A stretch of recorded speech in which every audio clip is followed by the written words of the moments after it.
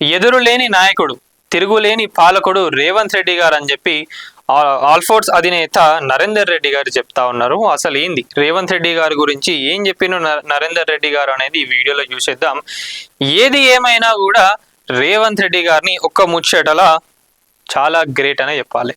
Compare to other party leaders, మిగతా పార్టీలలో ఉన్న పెద్ద పెద్ద నాయకులందరికన్నా కూడా రేవంత్ రెడ్డి గారు ఈ విషయంలో చాలా గ్రేట్. ఏదంటే మళ్ళా వచ్చే ఎన్నికలలో 2034 వరకు కూడా నేనే సీఎంగా ఉంటా అని చెప్పి రేవంత్ రెడ్డి గారు చెప్తున్న మాట ఏదైతే ఉందో మిగతా పార్టీలలో ఉన్న నాయకులు ఎవరు కూడా చెప్పలేకపోతా ఉన్నారు. మా పార్టీ నాయకుడు సీఎం అవుతారు, కేసీఆర్ గారే సీఎం అవుతారు, కానీ నేను సీఎం అవుతా అని చెప్పి కేటీఆర్ గారు కూడా అనట్లేదు. ఇంకా బీజేపీకి సంబంధించి ఏ నాయకులు కూడా సీఎం క్యాండిడేట్ ని కూడా డిక్లేర్ చేసుకోలేరు. ఒక నేషనల్ పార్టీకి సంబంధించి వాళ్ళు డిసైడ్ చేయాలి అసలు సీఎం క్యాండిడేట్ ఎవరు అనేది. అయినా కూడా రేవంత్ రెడ్డి గారు నేనే ఉంటా సీఎం గాని చెప్తా ఉన్నారు అని అంటే ఎంత ఫ్రీ హ్యాండ్ గా రేవంత్ రెడ్డి గారిని వదిలేసిండ్రు అంటే ఎంత నమ్మితే రేవంత్ రెడ్డి గారు అంత గట్టిగా ఉన్నారు అనేది ఒక్కసారి అర్థం చేసుకోండి. ఎందుకు అంటే ఈ రోజు ప్రజాప్రభుత్వం అధికారంలో ఉంది అని అంటే one and only Revanth Reddy గారి వల్లనే. ఎవరు అవునన్నా కాదన్నా ఇది మాత్రం నిజం. మిగతా నాయకులు సహాయపడ్డారు కాంగ్రెస్ పార్టీకి, కాదని అనట్లేదు, కానీ ఎక్కువ శాతం నమ్మింది నేను అధికారంలోకి తీసుకొస్తాను అని చెప్పింది సెంట్రల్లో వాళ్ళందరినీ కూడా నమ్మించింది కూడా రేవంత్ రెడ్డి గారే. కాబట్టి వాళ్ళందరూ కూడా నమ్ముతా ఉన్నారు రేవంత్ రెడ్డి గారు. మరి నరేందర్ రెడ్డి గారు కూడా అదే చెప్తా ఉన్నారు. ఏంది ఎదురులేని నాయకుడు రేవంత్ రెడ్డి గారు, తిరుగులేని పాలకుడు. సమకాలీన రాజకీయాల్లో సీఎం రేవంత్ రెడ్డి లాంటి నాయకుడు పాలకుడు మరొకరు లేరు. కాంగ్రెస్ పాలకుల్లో అభివృద్ధి కానివ్వండి, సంక్షేమం ఇంకా సమపాలలో తెలంగాణ ప్రగతిని సీఎం రేవంత్ రెడ్డి గారు పరుగులు పెట్టిస్తున్నారని చెప్పి కాంగ్రెస్ పార్టీ సీనియర్ నాయకులు ఆల్ఫోర్స్ విద్యా సంస్థల అధినేత వి నరేందర్ రెడ్డి గారు మన నీటిదా థియేటర్ కట్ట రాఘవేందర్ రావుతో పంచుకున్న విషయాలు ఏవైతే ఉన్నాయో అవన్నీ కూడా మాట్లాడుకుందాం ఇవాళ. అసలు రేవంత్ రెడ్డి గారు ఏం చేసిండ్రు, ప్రజాప్రభుత్వాన్ని అధికారంలోకి ఎట్లా తీసుకొచ్చిండ్రు అనే అన్ని అంశాలపైన మనం ఈరోజు మాట్లాడుకుందాం.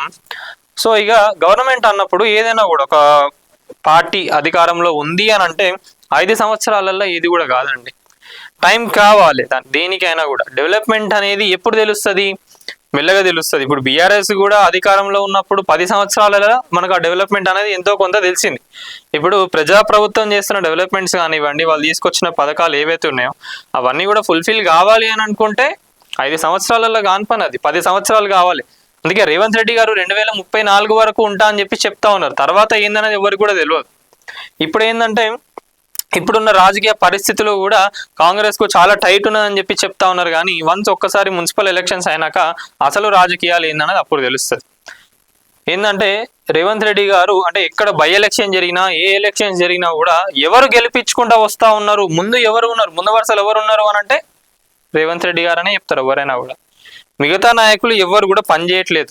నేను ఇది ఓపెన్ గా చెప్తున్నా. చాలా మంది కొంతమంది పని చేయట్లేదు. ఏంటంటే అధికారంలోకి వచ్చినామా, మాది పార్టీ ఉన్నదా, వెనకాల వేసుకున్నామా అన్నట్టే కొంతమంది వ్యవహరిస్తూ ఉన్నారు. వీళ్ళు ఇంకా పార్టీకి సహాయ సహకారాలు అందించకుండా ఏం చేస్తూ ఉన్నారు అంటే వెనకాల నుంచి వెళ్ళి రేవంత్ రెడ్డి గారికి వెన్నుపోటు పొడుస్తూ ఉన్నారు. ఇంత కష్టపడి ఇంత అధికారంలోకి తీసుకొచ్చినాక మళ్ళా వచ్చే ఎన్నికలలో ఇట్లా గెలవాలి అని ఆలోచించాలి కాంగ్రెస్ పార్టీ నాయకులందరూ కూడా. అట్లా ఎవరు ఆలోచిస్తలేరు కదా. మరి సీఎం రేవంత్ సర్కార్ కు 30 నెలలు కానొస్తా ఉన్నది. ఇప్పటిదాకా అటు పార్టీ ఇటు పాలన రెండు కళ్ళులాగా ముందుకు సాగుతా ఉన్నారు. ఎటువంటి సమస్యలైనా కూడా అలవోకగా ఎదుర్కొనే ధీరుడు, కాంగ్రెస్ ను ఒంటి చేత్తో అధికారంలోకి తెచ్చిన చాణక్యుడు. మొదటిసారి కాంగ్రెస్ లో నాయకులను ఏకతాటిపైకి తెచ్చి అధికారం తెచ్చిండు రేవంత్ రెడ్డి గారు అని చెప్పి చెప్తా ఉన్నారు నరేందర్ గారు. ఎన్ని ఆటుపోట్లైనా ఎదుర్కొని నిలబడ్డ వీరుడు, నాయకులను సమన్వయం చేసి పాలిస్తున్న రేవంతుడు. ఇంకొకటి ఏంటంటే రేవంత్ రెడ్డి గారి వెనకాల ఏం జరుగుతుందో రేవంత్ రెడ్డి గారికి తెలుసు. అయినా కూడా రేవంత్ రెడ్డి గారు వాళ్ళకు గౌరవం ఇచ్చి సైలెంట్ గా ఉంటా ఉన్నారు. అది రేవంత్ రెడ్డి గారి మంచితనం. అది రేవంత్ రెడ్డి గారి మంచితనం. ఇంకొకటి ఏంటంటే రేవంత్ రెడ్డి గారు వెనకాల ఏం జరుగుతా అన్నది, ఏ నాయకులు ఎవరెవరు వెన్నుపోటు ఓడుద్దాం అనుకుంటున్నారు రేవంత్ రెడ్డి గారికి అనేది కూడా రేవంత్ రెడ్డి గారికి తెలుసు. అయినా కూడా సైలెంట్ గా ఉంటా ఉన్నారు. ఎందుకంటే పార్టీని కాపాడుకోవాలి. అది రేవంత్ రెడ్డి గారి మంచితనం. దాన్ని చాలా మంది కూడా అలుసుగా తీసుకుంటా ఉన్నారు.